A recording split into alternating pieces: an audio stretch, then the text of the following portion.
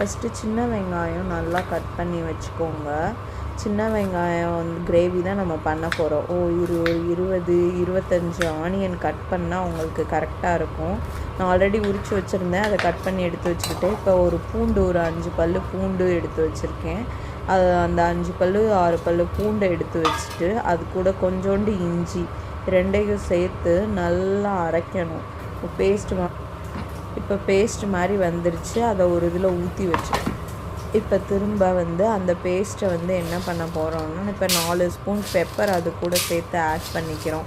Pepper கிரேவினால் pepper flavour கொண்டிருக்காங்க 4 spoon போடுறேன். அதுக்கப்புறம் சீரகம் எடுத்துக்கிறணும்.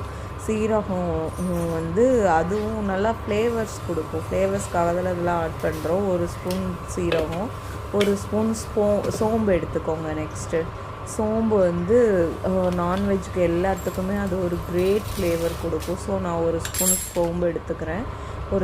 அதுக்கப்புறம் 2 ஸ்பூன் வந்து இது கொஞ்சோண்டு எக்ஸ்ட்ரா 1 ஸ்பூன் 1.25 ஸ்பூன் கிட்ட மல்லி விதை. அது வந்து இன்னும் நல்லா ஃப்ளேவர்ஸ் வந்து ஆட் பண்ணும் நான்வெஜ்ஜுக்கு. இப்போ வந்து நெக்ஸ்ட்டு க்ரீன் சில்லி மட்டும் 2. க்ரீன் சில்லி வந்து ஒரு தனி ஃப்ளேவர் கொடுக்கும் எல்லா குழம்புக்கும். அப்புறம் பட்டை, லவங்கம், அப்புறம் கிராம்பு. அதுக்கப்புறம் லவங்கமும் கிராம்பு ஒன்று தான். பட்டம், கிராம்பு, அதுக்கப்புறம் அன்னாசிப்பூ. இது 3ஐயும் கொஞ்சம் கொஞ்சம் எடுத்து வச்சுக்கிறேன் ஃப்ளேவருக்காக. இப்போ சிக்கனை வந்து வாஷ் பண்ணுறதுக்காக எடுத்துக்கிட்டு இருக்கேன். கட் பண்ணிவிட்டு வாஷ் பண்ண போகிறேன். இப்போ வந்து எல்லாத்தையும் எடுத்து வச்சுட்டு நல்லா நம்மளுக்கு ஏற்ற மாதிரி, இது கொஞ்சம் பெருசாக இருந்த மாதிரி இருந்துச்சு கடையில். ஸோ கட் பண்ணிவிட்டு அதை வந்து எடுத்து வச்சுக்கிறேன். இப்போ வாஷ் பண்ண போகிறேன். வாஷ் பண்ணிவிட்டு நான் உங்களுக்கு நல்லா வாஷ் பண்ணணும். வாஷ் பண்ணும்போது ஒரு 4 தடவை நல்லா மஞ்சள் தூள் போட்டு நல்லா வாஷ் பண்ணிக்கோங்க. வாஷ் பண்ணிவிட்டு இப்போ வந்து கட் பண்ணிக்கிட்டு இருக்கேன்.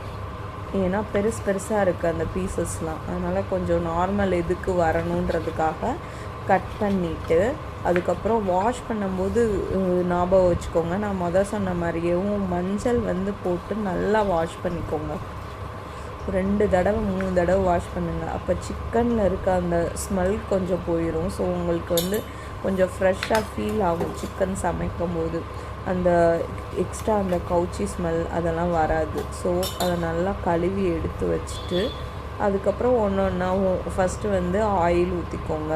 அதுக்கப்புறம் ஆயிலுக்கு அப்புறம் அந்த ஸ்பைசஸ் எடுத்து வச்சுருக்கிறது கொஞ்சம், அதுக்கப்புறம் இது அந்த பட்டை லவங்கம் போட்டுக்கோங்க. அதுக்கப்புறம் சின்ன ஆனியன் எல்லாத்தையும் போட்டு மிக்ஸ் பண்ணி வதக்கி கூட்டி வச்சுருங்க. அவ்வளோதான். பாய்.